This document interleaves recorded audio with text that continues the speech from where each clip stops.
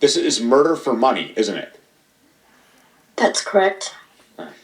I've got about 2 minutes left here. I would like for you to just tell our audience, I mean, how horrible is this? How horrific is this? What are you seeing in your hospital?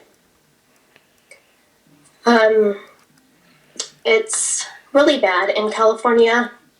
Per policy of our health department, we admit patients into the ER when they have an oxygen level under 80%. So they're near, gasping for air. They are given remdesivir and vancomycin, which shuts down their organs. They are then being vented and set up for death. No family is allowed at bedside. Myself and colleagues will call the families over the phone, but the doctors are just completely manipulating families and telling them, that their family member is, on their last leg and, not last leg, but, Yeah. End of life. Once that DNR is signed by the DPOA, which is the family member that makes the decisions, that patient is set up for death. The DPOA, the Designated Power of Attorney. That's correct.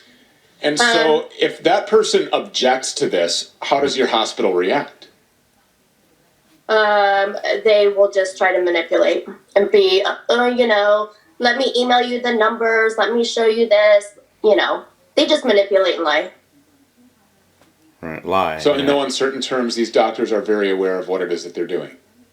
They are. This isn't like, some kind of an oversight. This isn't a misunderstanding. This isn't cognitive dissonance.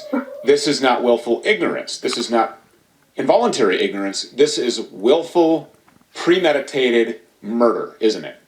Yep. That is correct. Well, I guess these are the things that we suspected. I never expected to be, first of all, doing a program like this. Second of all, having a guest who is an RN. How long have you been, by the way, in the healthcare field? 24 years. An RN of 24 years. Let me ask you this. Did you get into this business for this to be happening? Absolutely not. Yeah. Yeah, who would? You'd have to Did be you the ever, devil. in your life, imagine that after 24 years in nursing, the business that you get into because you have a calling to help and save lives, that you would ever be on a program like this, talking about premeditated murder? These hospitals have turned into the killing fields. These are the modern day ovens. This is a genocide happening in this country, isn't it?